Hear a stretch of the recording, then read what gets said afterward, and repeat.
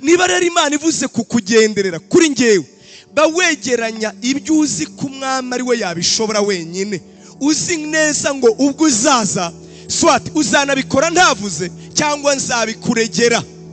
Turi kujyana? Imana yabikemura utanavuze, ariko uba witeguye no kubiregera kuko Imana yavuze ngo ndahagurutse nzanywe no kukugenderera. Kandi yihagurutse ntawe ujya yikoma mu nkokora, ntawe ujya yitangira. Amen. Abo twari kumwe kuwa gatatu ibivuga nk'uko abivuze muri Yesaya 57 umurongo wa 18, ikavuga ngo naramubonye mbona ingeso ze nzamukiza, ngo kandi nzamutabarana hamwe n'abamuborogeye. Burya Imana ntigigukiza wenyine. Amen. Izagutabarana n'abagize gute? N'abakuborogeye, n'abagusengeye. Amen. Niho navuze ni ya influence yawe aho ugeza, aho Imana yagukebeye kubera ubuntu bwayo. Iyivuze ngo irakugendereye ntikureka gutyo, ibije guhangana n'ibibazo, ibije guhangana n'ibikugoye, ibije kukubera igisubizo.